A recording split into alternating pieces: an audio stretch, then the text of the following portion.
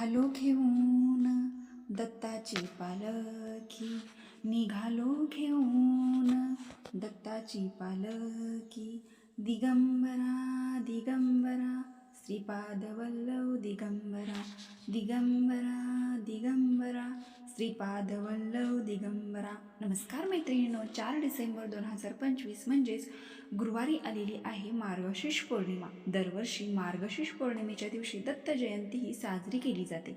आपल्या सनातन धर्मात दत्त जयंती ही अत्यंत महत्त्वाची तिथी मानली जाते. या दिवशी भगवान दत्तांचा जन्म झाला. मार्गशीर्ष पौर्णिमेच्या दिवशी मृग नक्षत्रावर सायंकाळी दत्तांचा जन्म झाला आणि म्हणून या दिवशी दत्तांचा जन्मोत्सव हा सर्व दत्त क्षेत्रामध्ये, घरामध्ये सगळीकडे साजरा केला जातो. भगवान दत्त हे ब्रह्मा, विष्णू आणि महेश या 3 देवतांचे एकत्रित रूप आहेत आणि म्हणून या दिवशी जो व्यक्ती श्रद्धेने व्रत करून भगवंताची पूजा करतो त्या व्यक्तीच्या सर्व मनोकामना पूर्ण होतात. तसेच भगवंताचा आशीर्वाद हा देखील प्राप्त होतो. या मार्गशीर्ष पौर्णिमेचा प्रारंभ हा 4 डिसेंबरला सकाळी 8:37 होणार आहे आणि समाप्ती पहाटे 4:43 होणार आहे. म्हणून उदय तिथीनुसार ही दत्त जयंती म्हणजेच मार्गशीर्ष पौर्णिमा ही 4 डिसेंबरला गुरुवारी साजरी केली जाणार आहे आणि यंदा 2025मध्ये दत्त जयंती आलेली आहे ही गुरुवारी. या दत्त जयंतीला अतिशय दुर्मिळ योगायोग जो आहे तर तो सुद्धा निर्माण झालेला आहे, कारण ही दत्त जयंती गुरुवारी आलेली आहे. गुरुवार हा दत्तांना समर्पित असणार आहे आणि हा मार्गशीर्ष महिन्यातील दुसरा गुरुवार सुद्धा असणार आहे आणि याच दिवशी दत्त जयंती सुद्धा आलेली आहे आणि मार्गशीर्ष पौर्णिमा सुद्धा आलेली आहे. म्हणून अतिशय 3 दुर्मिळ योगायोग जे आहे ते निर्माण झालेले आहे. प्रत्येक महिन्यामध्ये पौर्णिमा तिथी येते, परंतु मार्गशीर्ष पौर्णिमा ही अत्यंत महत्त्वाची मानली जाते. या मार्गशीर्ष पौर्णिमेच्या दिवशी दत्त जयंती, अन्नपूर्णा जयंती सुद्धा साजरी केली जाते. मार्गशीर्ष पौर्णिमेच्या दिवशी भगवान विष्णू आणि माता लक्ष्मीची पूजा केली जाते. दरवर्षी मार्गशीर्ष महिन्यात येणारी पौर्णिमा ही खूप विशेष मानली जाते. या दिवशी विष्णूसोबतच लक्ष्मी आणि चंद्राची पूजा केल्याने सुख समृद्धी मिळते. मार्गशीर्ष पौर्णिमेला अगहन पौर्णिमा किंवा मोक्षदायी पौर्णिमा आणि 32 पौर्णिमा किंवा दत्त पौर्णिमा या नावाने सुद्धा ओळखले जाते. आपल्या शास्त्रामध्ये असे सांगितले आहे की या तिथीला केलेल्या दानाचे फळ कोणत्याही पौर्णिमेच्या दिवसापेक्षा 32 पटीने जास्त मिळते आणि म्हणून या दिवशी तुम्हाला थोडंफार दान हे अवश्य करायचं आहे. या दानाला तुम्हाला जे पुण्य मिळणार आहे ते वर्षभरामध्ये आपल्याला कुठेही मिळत नाही. तुम्ही कितीही सेवा केल्या, कितीही व्रत केलं, कितीही उपास केला तरी तुम्हाला त्याचं फळ जे आहे तर तितकं मिळत नाही जितकं या मार्गशीर्ष पौर्णिमेला दान केल्याने मिळत असतात. मग तुम्ही बघा, एखाद्या मंदिरामध्ये जाऊन केळी जी आहे तर ती दान करू शकता, गाईला हिरवा चारा खाऊ घालू शकता किंवा अन्नदान करू शकता, वस्त्रदान करू शकता. तुम्हाला यथाशक्तीने जे शक्य होईल ते तुम्हाला अवश्य दान करायचं आहे. अगदी जास्त नाही, पण थोडंफार दान हे तुम्ही नक्की करा. त्याचबरोबर माता लक्ष्मीचा आशीर्वाद हा प्राप्त करून घेण्यासाठी, घरातील आर्थिक अडचणी दूर होण्यासाठी, धार्मिक मान्यतेनुसार ज्या घरामध्ये आज भगवान विष्णू आणि माता लक्ष्मीची एकत्रित पूजा केली जाते त्यांच्या जीवनात, घरात सुख शांती कायमची राहते. सोबतच व्यक्तीच्या सर्व मनोकामना पूर्ण होतात आणि त्या व्यक्तीला प्रत्येक क्षेत्रामध्ये यश हे मिळत असते. म्हणून आज तुमच्या घरामध्ये अवश्य तुम्ही लक्ष्मीनारायणची एकत्रित पूजा करा, याचे तुम्हाला खूप चांगले फळ प्राप्त होईल. त्याचबरोबर पहा, मार्गशीर्ष पौर्णिमेच्या दिवशी व्रताला सुद्धा खूप महत्त्व आहे. जो पण व्यक्ती या दिवशी व्रत करून भगवान विष्णू आणि माता लक्ष्मीच्या पूजा करतो त्या व्यक्तीच्या सर्व मनोकामना पूर्ण होतात. तसेच या दिवशी घरामध्ये काही प्रभावी उपाय जर केले तर आपल्या जीवनातील वाईट गोष्टी, नकारात्मकता, अलक्ष्मी ही घरातून बाहेर जाते आणि घरामध्ये अखंड लक्ष्मी नांदत असते. कारण या मार्गशीर्ष पौर्णिमेच्या दिवशी भगवान विष्णू आणि माता लक्ष्मी हे पृथ्वीवरती भ्रमण करत असतात आणि ज्या घरामध्ये लक्ष्मीची सेवा, उपासना केली जाते तिथे सूक्ष्म स्वरूपात ती वास करत असतात. लक्ष्मीला प्रसन्न करून घेण्यासाठी हा दिवस अतिशय महत्त्वाचा आहे. जर आपल्या घरामध्ये काही दारिद्र्य असेल, कष्ट आणि मेहनत करूनही आपल्या घरामध्ये गरिबीही संपत नसेल, तसेच घरामध्ये काही नकारात्मक इडापिडा असेल, यामुळे घरात सतत वाद विवाद, कलह, भांडण होत असेल, नवरा बायकोची सकाळ संध्याकाळ भांडण होत असेल किंवा आई मुलाची होत असेल, मुलं खूप उद्धट वागतात, तसेच मुलं सतत किरकिर करतात, मुलांची प्रगती होत नाही, मुलं वाईट व्यसनी लागलेली असेल, घरात कोणतेही शुभ कार्य निर्विघ्नपणे पार पडत नसेल, तसेच घरातून अन्नधान्य हे जास्त वाया जात असेल, आलेला पैसा हा घरातून वायफळ खर्च होत असेल, पैशाला पैसा लागत नसेल, तर मार्गशीर्ष पौर्णिमेच्या संध्याकाळी तुम्ही एक उपाय अवश्य करा. जर आपल्या घरामध्ये काही दोष, पितृदोष, नकारात्मकता असेल तर यासारख्या अडचणी घरामध्ये निर्माण होत असतात आणि अमावस्या पौर्णिमेच्या दिवशी आपण जे काही उपाय करतो ते खूप प्रभावी ठरत असतात.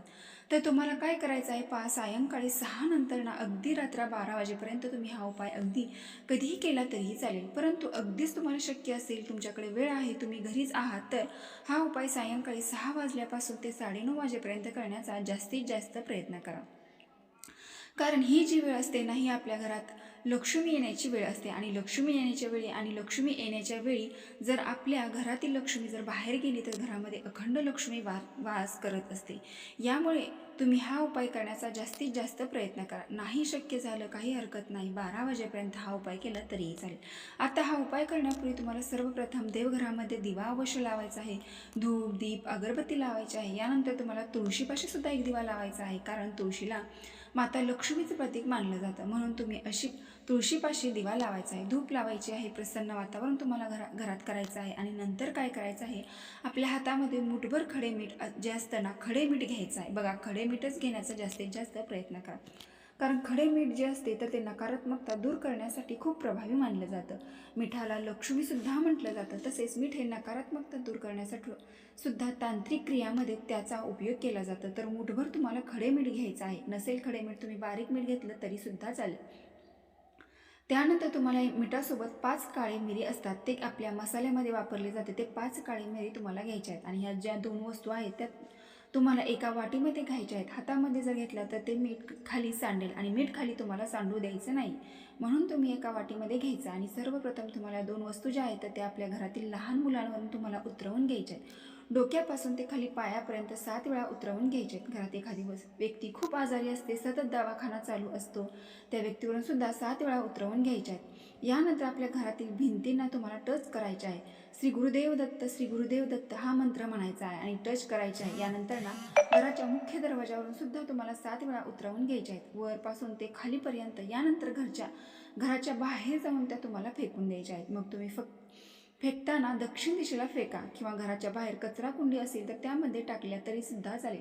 फक्त फेकताना कोणाच्या घरावर, कोणाच्या अंगणात किंवा कोणाच्या एखाद्या वस्तूवर फेकू नका. याचं कुठलंही फळ आपल्याला प्राप्त होणार नाही, त्यामुळे आपल्यामुळे कोणाचं नुकसान होणार नाही. अशा पद्धतीने या वस्तू तुम्हाला घरातून बाहेर फेकायच्या आहेत.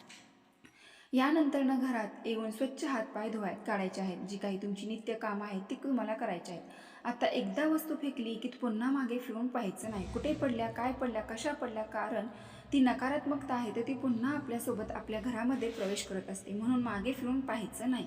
सरळ तुम्हाला घरात यायचं. उपाय करत असताना कोणाशीही बोलायचं नाही. उपाय करून आल्यानंतर जोपर्यंत तुम्ही हात पाय धुत नाही तोपर्यंत तुम्हाला कोणाशीही बोलायचं नाही. जी व्यक्ती हा उपाय करणार आहे घरातील, त्या व्यक्तीने मनात सकारात्मकता ठेवायची आहे. म्हणजेच काय, तर हा उपाय केला आणि माझ्या घरातील सगळी नकारात्मकता जी आहे तर ती निघून गेलेली आहे, माझ्या कुटुंबाची प्रगती झालेली आहे, अशी सकारात्मकता ठेवून तुम्हाला हा उपाय करायचा आहे. त्याचबरोबर या दिवशी संपूर्ण दिवसभरामध्ये तुम्हाला अजून एक प्रभावी उपाय करायचा आहे. आपलं घर जे आहे तर ते पूर्णपणे पवित्र होण्यासाठी, घरातली सगळी नकारात्मकता ही दूर होण्यासाठी तुम्हाला एका मातीच्या पंतीमध्ये किंवा मातीचं भांडं असेल तर त्यामध्ये तुम्हाला थोडंसं गाईचं कच्चं दूध घ्यायचं आहे आणि एक आंब्याचं पान घ्यायचं आहे आणि त्या आंब्याचं पान जे आहे ते दुधामध्ये बुडवायचं आहे आणि ते दूध तुम्हाला तुमच्या घरामध्ये अगदी थोडं थोडं शिंपडायचं आहे. दूध जे आहे तर ते अमृत मानलं जातं आणि जर अमृत आपल्या घरामध्ये शिंपडलं तर आपल्या घरात पूर्ण जे पवित्र होतं, पूर्ण घर हे जे आहे तर पवित्र होतं. घरातील सगळी नकारात्मकता आहे तर ती निघून जाते. आणि बघा, या मार्गशीर्ष पौर्णिमेच्या दिवशी देवी लक्ष्मीला सुद्धा आपण दुधाचा नैवेद्य दाखवत असतो, म्हणून हा एक दुधाचा उपाय जो आहे तर तो तुम्ही अवश्य पौर्णिमेच्या दिवशी आवर्जून करायचा आहे. तसेच अजून एक तुम्हाला मुलांसाठी उपाय सांगते. तर मुलं हट्टीपणा करतात, चिडचिडपणा करतात, छोट्या मोठ्या गोष्टीवर हट्टपणा करतात, अभ्यास करत नाही. तर फक्त पौर्णिमेच्या दिवशी तुम्हाला एक रुद्राक्ष घ्यायचा आहे आणि त्या रुद्राक्षामधून त्या मुलाला एकटक चंद्राला पाहायला सांगायचं आहे. तुम्ही करून पहा उपाय, अतिशय प्रभावशाली आणि महत्त्वपूर्ण आहेत. त्या मुलाला फक्त त्या रुद्राक्षातून 5 सेकंद, 10 सेकंद, 15 सेकंद जेवढं शक्य होईल तेवढं त्या रुद्राक्षातून चंद्रदेवांना पाहायला सांगायचं आहे. तर बघा, तुम्हाला येणाऱ्या पौर्णिमेपर्यंत स्वतः अनुभव घ्याल की तुमचा मुलगा स्वतःहून अभ्यासाला बसलेला असेल, तो स्वतःहून हट्टीपणा, चिडचिडपणा पूर्ण बंद करेल. त्याला अभ्यास कर असे सांगावे लागणार नाही. तर बघा, ही अत्यंत महत्त्वपूर्ण माहिती मला तुमच्यापर्यंत पोचवायची होती. व्हिडिओ पूर्ण माहिती आवडली असेल तर आपल्या चॅनलला एक लाईक करून कमेंट बॉक्समध्ये ओम श्री महालक्ष्मी नमः नक्की टाईप करा. ओम श्री महालक्ष्मी नमः. हर हर महादेव. धन्यवाद.